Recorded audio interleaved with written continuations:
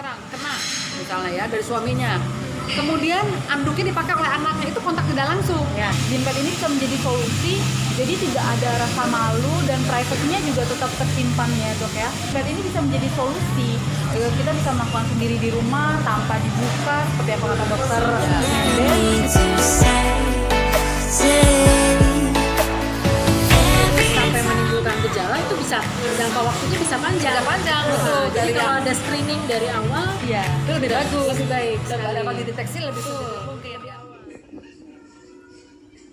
Halo, berjumpa lagi dengan saya Dr. Sally. Kali ini saya ingin mengajak untuk melihat perbincangan saya dengan Dr. Nenden SPKK tentang mewaspadai gejala keputihan sejak dini. Kali ini kami juga ditemani sebuah produk untuk screening dari Gympad. Disimak ya. Hari ini kita akan membicarakan masalah tentang keputihan, dan sebelumnya saya akan perkenalkan dulu siapa-siapa yang ada yang hadir di sini. Itu ada dokter spesialis Objin. Silahkan Dr. Sally memperkenalkan diri. Hai, saya Dr. Sally. Terima kasih atas kesempatannya. Ada Mbak siapa? Mbak siapa? Ya, selamat sore, saya Junita dari Gympad Indonesia, PT Kalgen DNA. Ya. Dan jangan lupa nih Dila nih. Ya, Dila Iya, kan dong. sebagai marketing manager dari N Clinic, Betul. yang mana sudah menggunakan Gympad ini ya. Nanti kita Iya. cerita-cerita ya soal ini ya. Iya. Mungkin begini Dr. Sally, kita ini kan sekarang membicarakan masalah keputihan ya, ditinjau dari bidang saya dari kulit dan kelamin, juga ditinjau dari bidang Objin ya. Objin. Nah kalau di saya tuh di kulit kelamin nih ya, kita tuh biasanya keputihannya karena penyakit kelamin, misalnya karena hubungan seksual gitu ya, bisa karena virus, bakteri, jamur, parasit seperti itu ya. Nah mungkin kalau dari bidang Dr. Sally sendiri, untuk keputihannya tuh yang ditemukan pasien-pasien seperti apa? Jadi kalau keputihan di bagian objin itu yang paling banyak itu ya pasien hamil. Ya, Tapi pasien hamil kan kebanyakan fisiologis atau yang tidak perlu diterapi. ya, Jadi ada batasan mana pasien yang perlu diterapi atau tidak. ya. Jadi kalau yang tidak biasanya pasien-pasien ginekologi. Jadi Ya. datang keputihan sudah ada keluhan berubah warna, Ya. sudah ada bau dan ada keluhan lain gatal Berdarah. atau berdarah atau Seperti rasa karena- panas. Ya. Nah, kalau seperti itu kan berarti kita harus pastikan dengan pemeriksaan Ya, untuk memastikan penyebabnya bisa jamur, bisa bakteri atau bisa virus, Ya. untuk tahu tata laksana atau terapinya Betul. seperti apa. Mungkin gitu ya, Dok? Betul, tapi ya. tapi kalau misalkan ini ada sedikit beberapa pertanyaan dok. Jadi kayak misalkan kami yang aktif bekerja nih, apalagi khususnya wanita ya. Nah itu kan biasanya kalau lagi rajin olahraga, apalagi sekarang lagi WFH, jadi kan banyak yang olahraganya lebih giat, tapi dia malah jadi karena kecapean dia juga bisa keputihan. ya makanya harus tahu dulu keputihan Oh, itu. gitu. Jadi keputihan itu ada yang normal dan tidak normal. normalnya seperti Keputihan yang normal itu adalah keputihan yang tidak berbau dan tidak banyak sampai memenuhi celananya basah gitu kan. Dan juga warnanya putih, tidak berwarna hijau, kuning, apalagi ada darah. Jadi keputihan itu warnanya putih dan tidak berbau yang penting. Dan biasanya normal itu oleh karena biasanya mau mens ya, gitu. Atau juga tadi karena kecapean ya, misalnya pakai high heel atau terlalu celananya terlalu ketat gitu kan, ya terlalu ketat bertumpuk-tumpuk berlapis-lapis celananya, celana dalamnya gitu ya. Atau pakai jeans yang terlalu lama kadang-kadang, nah itu lembab itu juga bisa. Ya, tapi nanti itu bisa menyebabkan penyakit kalau terus-terusan. Juga bisa misalnya pada orang yang mau berhubungan seksual, itu juga sama, dia keputihan juga ya. Ya, bisa seperti Atau itu. mau menstruasi, Oh, menstruasi ya. bisa. Atau bayi juga sama, bisa. Ya, bayi bayi juga lahir, ada, ya. bayi baru lahir karena pengaruh hormon dari ibunya. Biasanya itu 10 hari pertama ya, betul. bayi seperti itu. Nah, tapi kalau sudah terjadi perubahan warna, apalagi bau, misalnya kalau di penyakit kita tuh penyakit kelamin, kalau sudah menjadi kuning, gatal, bau, itu kemungkinan GO. Ya. Tapi kalau misalnya warnanya putih, kental kayak susu dan baunya tuh nggak enak lah gitu ya, itu keputihannya karena jamur ya. Tapi kalau misalnya dia misalnya warnanya hijau, gatal juga, panas, biasanya parasit ya, trichomonas ya. Nah seperti itu. Atau yang baunya tuh bau ikan asin gitu ya, bau amis gitu, anyir. Nah itu bisa juga oleh karena bakteri juga bisa seperti itu. kayak yang lagi hypertension. Ya, cuman saat ini saya ingin menggali tentang masalah virus. Oh iya. Ya, tapi virusnya lain loh, bukan virus corona ya, karena bukan virus corona atau virus yang lainnya, tapi ini khusus virus kutil kelamin yang mana bisa menyebabkan kanker. Jadi wanita sekarang tuh di Indonesia kematian yang kedua ya, karena kanker pada kandungan ya, pada serviks ya, pada serviks setelah kanker payudara. Nah itu yang makanya itu ada kematian yang tertinggi juga pada wanita, dan ini bisa menyerang semuanya. Gejala awal. Gejala awalnya. Seringkali hanya keputihan. Nah itu gejala awalnya iya. keputihan, betul. Jadi seringkali diabaikan sama pasien Iya. karena hanya keputihan biasa. Betul. Karena keputihan Ya. sendiri banyak, jadi pasien banyak yang tidak Tidak tahu. Nggak aware ya, Iya. jadi nggak aware, jadi biasa kali ya. Biasa. Ya, dan virus ini bisa penularan itu secara kontak langsung maupun kontak tidak langsung. Kontak langsung itu misalnya hubungan seksual. Nah itu apalagi pasangan yang berganti-ganti. Misalnya seorang ibu nih sekarang kena misalnya ya dari suaminya. Kemudian anduknya dipakai oleh anaknya, itu kontak tidak langsung. Ya. Bisa menularkan juga itu kontak tidak langsung. Misalnya satu handuk satu rame-rame tuh. Atau si ibunya mungkin baru membersihkan bagian kelaminnya. Kemudian memegang pada anaknya. Itu pun bisa menularkan. Ya, jadi bisa seperti itu karena kutil kelamin ini bisa menyerang kulit, bisa menyerang mukosa. Apalagi kalau melakukan hubungan seksualnya misalnya tidak semestinya. Misalnya melalui oral. Itu bisa di mulut, bisa di tenggorokan, bisa di laring ya. Bisa di laringnya. Sampai bisa ke mata loh. Bisa misalnya hand sex. Misalnya dia melakukannya dengan tangan. Ada orang melakukan seksnya dengan hand sex. Nah, itu akan terjadi. Kemudian juga kalau misalnya di anal, melalui dubur, bisa terjadi juga di situ. Jadi memang ini harus disikapi karena ini mudah sekali penularannya juga. Secara tadi kontak langsung, penularan seksual melalui hubungan kelamin, tidak langsung tadi melalui apa yang ditempelkan tadi, handuk yang pakai bersama atau celana dalam misalnya pakai bersama kan, bisa seperti itu. Nah ini yang terjadi. Nah, biasanya kalau di saya itu biasanya yang terjadi itu kalau di kelamin itu di bagian vulvanya, Bagian luar ya, bagian luar, betul, bagian luarnya. Nah, itu kita lakukan tes asam asetat biasanya. Nah, kalau sudah masuk ke bagian dalam, vagina apalagi ke serviknya, saya akan kirimkan ke dokter kandungan. Nah, bagaimana nih kalau dokter Sally ini sendiri? Jadi kalau kita mau memastikan bahwa keputihan ini patologis atau harus diobati kan kita harus tahu penyebabnya apa nih ya dok. Betul.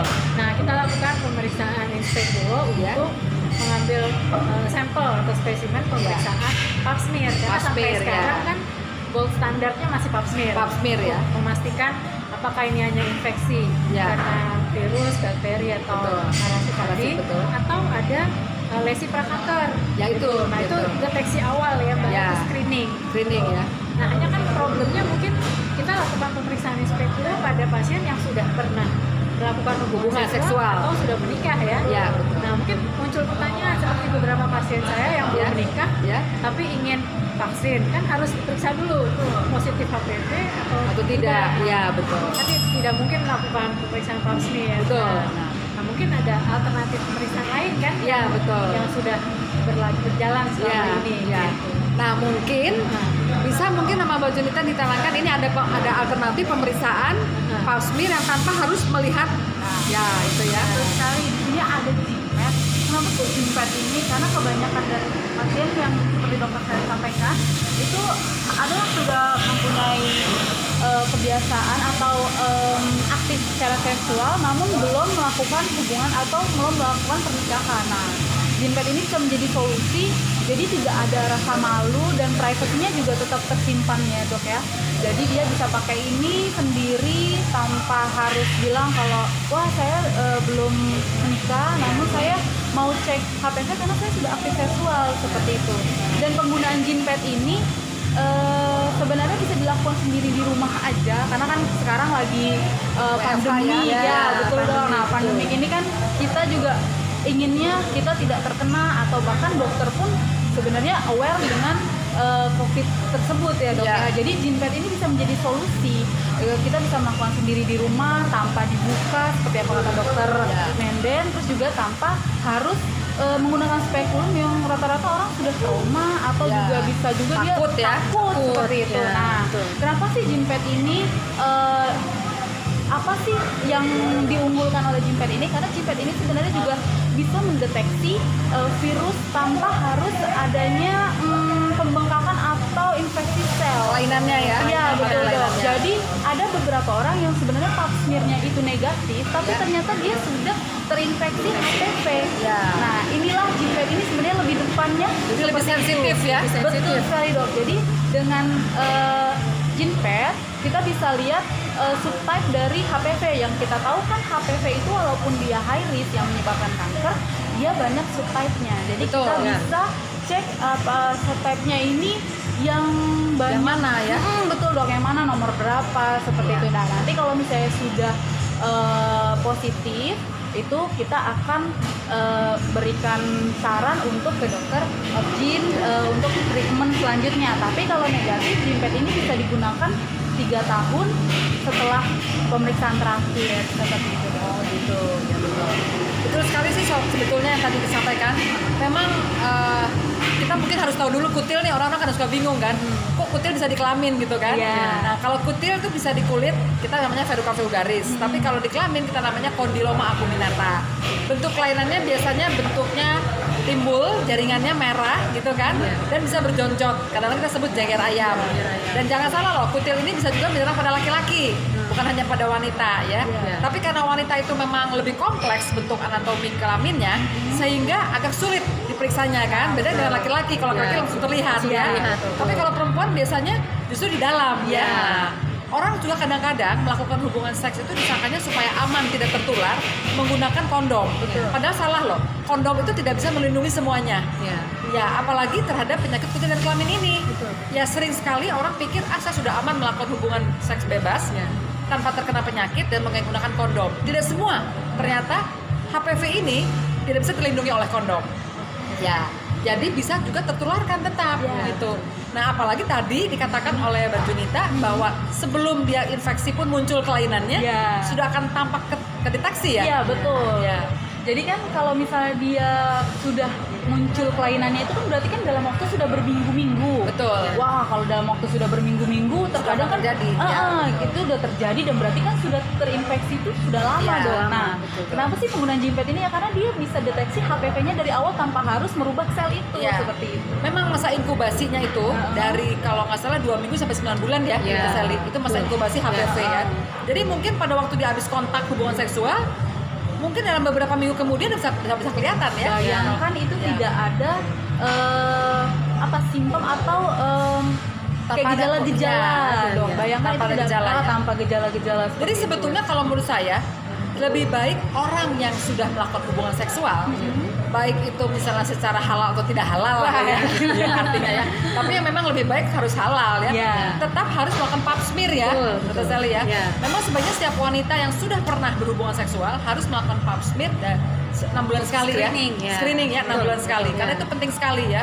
Walaupun misalnya dia juga merasa aman lah, suami saya baik, tetap saja lebih baik lakukan pap smear ya. Karena pada dasarnya dok, mohon maaf saya potong, karena pada dasarnya tidak dengan behavior seks yang bebas, tapi dengan satu pasangan pun kita bisa terinfeksi atau bisa jadi alternatif kita untuk terkena virus HPV ya dok, betul.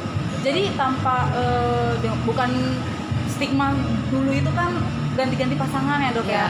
Nah, jangan salah, satu pasangan pun itu beresiko sekali terkena HPV. Soalnya gini, yang namanya HPV itu terjadinya pada orang-orang yang satu daya tahan tubuhnya lemah. Itu terjadi pada orang yang daya tahan tubuhnya rendah. Jadi bukan hanya karena kontak seksual yang berlebihan, daya tahan tubuhnya rendah. Dimana mungkin terjadi maserasi pada kulit juga kan, sehingga mudahkan si virus itu masuk. Seperti itu. Jadi juga itu memang harus disikapi. Betul ya. Betul hal seperti itu. Daya tahan tubuh yang lemah juga, atau misalnya dia tadi menggunakan penggunaan barang-barang yang sama satu pakai, di mana orang tersebut ada yang kena virusnya. Jadi virus masuk dalam kulit. Betul sekali dok. Dan mulai masuknya virus sampai menimbulkan gejala itu bisa jangka waktunya bisa panjang. Betul. Jadi kalau ada screening dari awal, itu lebih bagus. Lebih baik. Dan dapat dideteksi lebih sedikit mungkin di awal. Memang pencegahannya hanya dengan vaksin ya. Vaksin. Vaksin HPV itu ya. Jadi apakah kalau seandainya ya orang diperiksa dengan itu kan panty liner ya? Iya betul. Bentuknya panty liner. Jadi orang pakai terus dalam berapa jam tuh? Jadi bentuknya ini panty liner, benar-benar seperti panty liner, cuma di atasnya itu ada filter untuk menyaring sekretnya ya dok ya. Kemudian, atau bisa saya buka? Boleh dibuka. Boleh. Kita buka ya. Maaf. Jadi saya akan buka apa sih yang ada dalam produk gene pad ini ya dok. Jadi pertama saya akan buka itu ada panty liner seperti ini. Benar-benar kayak panty liner ya dok ya, pipisnya juga. Terus kemudian ada filter di depannya, filternya ini. Nah, yang merah ini untuk bagian depan. Yang merah ini untuk bagian depannya. Jadi digunakan itu selama 6 sampai 8 jam. Dipakai. 6 sampai 8 jam. Dan ada syarat-syaratnya juga dok, sama seperti Pak Asmir. Ya. Jadi penggunaan jean pad ini sebelumnya 2 hari sebelum menggunakan jean pad Tidak boleh berhubungan. jangan berhubungan seksual. Terus kemudian 3 hari tidak boleh menggunakan vaginal dot. Terus kemudian penggunaan jean pad pun harus digunakan pada masa subur. Ya. Gitu. Terus kemudian tidak boleh menyeka dan tidak boleh membasuh. Nah, Selama ini yang pakai jadi itu kan? Iya, ini yang Kalau jadi pipis gimana kalau pipis? masalah. Nah, ya Nah, itu. kalau pipis itu jadi kita di sini jalan keluarnya. Kenapa sih kadang orang aduh nggak nyaman nih karena kita kan udah mau pipis terus nggak basuh dibasuh, gitu kan. ya. Jadi kita sih memberikannya itu arahannya jam 6 pagi pakai dan tidak banyak minum ya dok ya. Ini kan 6 jam untuk pemeriksaan 3 tahun ke depan. Ya paling enggak kita aware satu hari itu jangan banyak minum. Tetap kalau mau buang air kecil itu jangan dibasuh, tapi kan cuma 6 jam dok. Nah air Jadi pakai tisu aja ya? iya pakai tisu pun sebenarnya tidak boleh menyeka dok. Oh, iya. Cuma air seni ini tidak akan mengganggu hasil, tidak akan mengganggu hasil jean pad. Jadinya tidak boleh ada benda asing yang tersentuh di bagian itu ya. Iya, karena sebenarnya bukan karena kita tidak boleh menyeka atau membasuh, itu bukan dalam hal aduh nggak bolehnya nanti kenapa, karena sebenarnya itu sekret yang kita harapkan, sekret yang keluar itu supaya tidak terbuang sia-sia dengan basuhan dan sekaan seperti itu. Nah kemudian setelah sudah dipakai 6-8 jam kita masukkan ke dalam tabung preservatif. Tabung ini untuk mengawetkan si sekret. Nah, jadi jean pad-nya dibuang, terus kemudian filternya itu kita ambil, lalu kita masukkan tabung.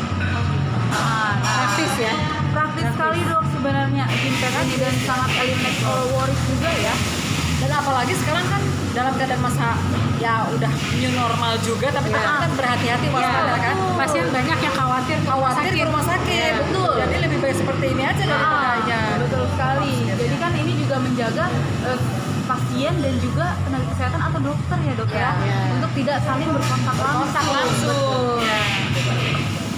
Nanti cara penggunaannya bisa cek di YouTube Dokter Nembe, nanti bisa di-upload bareng ya dok ya. Boleh. Ya. Atau langsung tanya-tanya ke klinik juga. Boleh. Nanti ketemunya dengan saya. Iya. Jadi memang begitu ya. Iya. Dan kalau memang sudah ada positif, kalau ada kelainannya, kalau di kami itu dilakukan tindakan pencegahannya. Pertama adalah mungkin mengatasi selain itu dengan melakukan asam asetat tadi ya. Tapi pengobatannya tadi kalau memang menimbul ya kita kasih cairan, bisa kita oleskan. Biasanya asam salisilat atau TCA, ada powder, ada laser, seperti itu. Nah kalau di bagian kandungan bagaimana tuh? Kalau di dalam? Jadi kita kalau dari hasil pemeriksaan pap smear atau hasil pemeriksaan HPV ini kan kita bisa lihat nanti klinisnya. Misalnya ini masih hanya terbatas lesi prakanker saja. Berarti biasanya kita hanya observasi 6 bulan, kemudian periksa ulang. Nanti kalau hasil pemeriksaan ulangnya ternyata naik jadi stadium 1, nah itu biasanya kita lakukan tindakan ablasi atau konisasi. Jadi membuang sel-sel bagian permukaannya saja. Nah, nanti setelah itu kalau misalnya ternyata gradingnya atau stadiumnya di atas 1B, nah itu baru dilakukan tindakan operatif biasanya.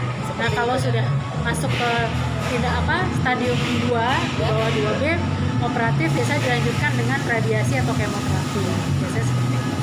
Jadi kesimpulannya lebih baik pencegahan sedini mungkin daripada sudah terjadi kelainan yang lebih parah lagi. Ya. Yang perlu diingat, kanker serviks ini tidak maksudnya gejalanya itu nggak jelas ya dok, betul ya dok? Tidak bergejala malah di awal. Malah tidak bergejala di awal. Bergejalanya setelah stadium lanjut, betul B dok ke ya? atas. Betul. Nah inilah kenapa kita harus aware dan screening kanker serviks, betul ya dok ya? Betul sekali. Karena semakin dini, semakin penyembuhannya semakin total. Betul. Angka kesembuhannya semakin tinggi. Semakin tinggi angka Betul. kesembuhannya dan betul-betul sembuh total Iya, kalau semakin betul. dini. Tapi kalau 1B ke sana ya sulit. Betul. Apalagi sudah penyebaran metastasis kemana-mana ya. Akibatnya menjadikan kematian. Betul. Jadi kalau memang masih dicegah, bisa dicegah, kenapa kita tidak lakukan pencegahannya? Betul Ya, sekali. betul sekali.